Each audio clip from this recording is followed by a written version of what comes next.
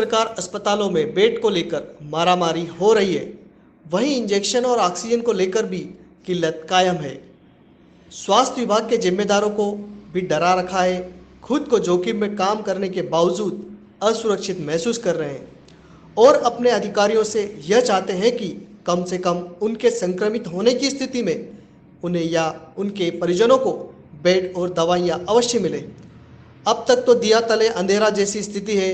परिवर्तन न्यूज से exclusive story, जिसमें पीड़ा बयां कर रही है विभाग के ही जिम्मेदार। परिवर्तन न्यूज से संवाददाता संजय नजान की ग्राउंड लेवल रिपोर्ट, इंदौर।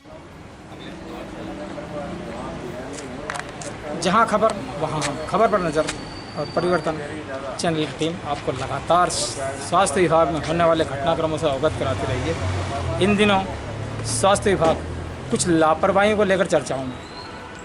सबसे पहले तो ये कि खुद स्वास्थ्य विभाग के लगभग आधा दर्जन कर्मचारी अकाल मौत के शिकार हो गए। बड़े दुर्भाग्य की बात है कि एक ऐसा विभाग जो कि शहर भर के लोगों के स्वास्थ्य की खबर ले रहा है, वहाँ दिया तले अंधेरा वाली कहावत चरितार्थ हो रही है। खुद इनके कर्मचारियों की सुरक्षा को लेकर कोई बंदोबस्त नहीं है। विभाग के अधिकारी, हालांकि अभी सत्याजित अभी नए आए हैं, अभी व्यवस्थाओं को समझ रहे हैं, स्टाफ को ही नहीं पहचानते, लेकिन दूसरे जो सीनियर और जिम्मेदार हैं, कम से कम उन्हें ये सोचना है कि यदि हमारा कोई कर्मचारी कोरोना पॉजिटिव हो जाता है तो कम से कम हमारे लिए बेड की व्यवस्था है कि नहीं।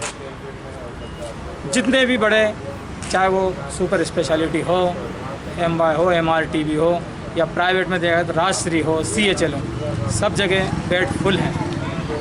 कुछ बेड हैं 5-10, सब जगह रिजर्व में। कोई भी VIP अधिकारी के लिए कोई भोपाल से फ़ोन आ रही है अधिकारी का, एक प्रमुख सचिव का फ़ोन आ रहा है, इस प्रकार की बात है। आज ये अपने खुद को लेकर बड़े आशंकित हैं। राजेंद्र नगर में जिस प्रकार, या MIS चेतना शाह के हस्बैंड इतना पैसा खर्चा करने के बाद भी जिस प्रकार अकाल मौत के शिकार हुए, वह निश्चित ही सोचनीय।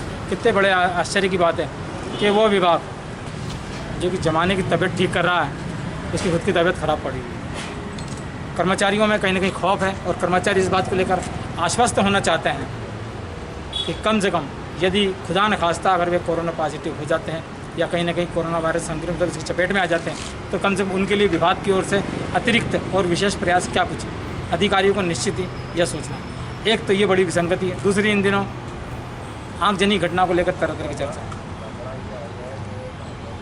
CMHO मुख्यालय में जो आगजनी घटना हुई है, उसके पीछे तरह तरह की बातें खुद विभाग के लोग कर रहे हैं।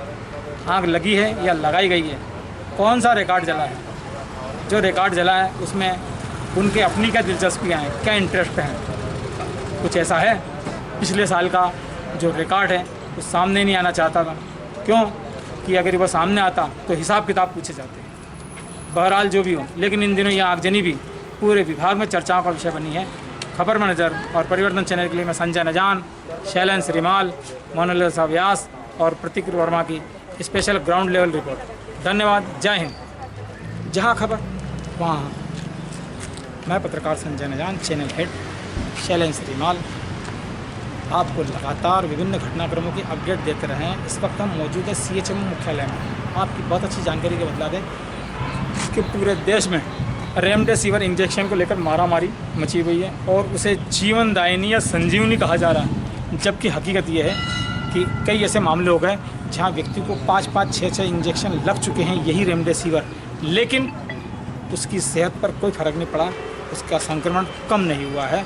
और आज हम ऐसे ही चर्चा कर रहे हैं। स्वास्थ्य विभाग में नर्स हैं ताजबी से, आप स्टाफ नर्स हैं और आपकी मदर भी MTH में एडमिट हैं, ICU में आपकी मदर एडमिट है। ताजबी बताएं आप रेमडेसिविर इंजेक्शन के बारे में जिस प्रकार की बातें हो रही कि ये बड़ा संजीवनी है, बहुत लोगों इसको चाहते हैं कि चाहे कैसे भी ब्लैक में बिक रहा है, 60-60 हज़ार रुपये तक बिक गया है, 800 रुपये वाला इंजेक्शन, मतलब आप देखा जाए। कृपया बताएं, आपकी मदर को भी तो 4 इंजेक्शन लग गए हैं। 4 इंजेक्शन, आज का 5वां इंजेक्शन, लेकिन कोई भी फ़र्क नहीं पड़ा मदर को जी। अभी वैसी की वैसी स्थिति है और ज़्यादा बनती जा रही है और अभी वेंटिलेटर हट ही नहीं रहा है और इन्फेक्शन भी और ज़्यादा बढ़ता जा रहा है। और उसके बाद में ये इंजेक्शन आपने इम्यूनोग्लोबिन विकल्प के रूप में कौन से इंजेक्शन लिए, फिर उसको बदल दिया गया है? अभी तो उसको और लगाएंगे, लेकिन हम विकल्प के रूप में ये लिया है हमने इम्यूनोग्लोबिन का इंजेक्शन। जी, जी, ये जी। 6,500 का एक इंजेक्शन पड़ा है, जैसे 5 इंजेक्शन ये वाले लिए हैं। जी। जी और आपने पहले भी वो 4 इंजेक्शन लगा दिए हैं, लेकिन उसका भी कोई इफेक्ट नहीं पड़ा नहीं है? पड़ा है, कोई भी इफेक्ट नहीं पड़ा है। बहुत परेशान है हम लोग, सारे घर के बहुत चिंता में लगे हुए। पूरी फुल कोशिश चल रही है कि मम्मी को अच्छी की जाए। ये देखिए आप, ये इस रेमडेसिविर इंजेक्शन जिसे कि संजीवनी बताया जा रहा है, उसकी ये हकीकत है कि 4 इंजेक्शन लगने के बाद भी संक्रमण कम नहीं हुआ है और हालत में बिल्कुल भी सुधार नहीं हुआ। आप अंदाज़ा लगाएंगे कि इस इंजेक्शन को लेकर, जिसको लेकर इतनी मारामारी मची हुई है, ब्लैक मार्केटिंग हो रही है और 800 रुपये का इंजेक्शन 60-60 हज़ार रुपये तक, यानी कि टोसी की लेवल में आके खड़ा हो गया, लेकिन उसके बाद भी ये हाल है। तो हमारा निवेदन है कि कम से कम आप कोई भी इंजेक्शन लें तो कम से कम थोड़ा इन बातों का भी ध्यान रखें। खबर पर नज़र और परिवर्तन चैनल की ओर से मैं संजय नेजान, शैलेंद्र श्रीमाल, प्रतीक वर्मा की विशेष रिपोर्ट। धन्यवाद। जय हिंद।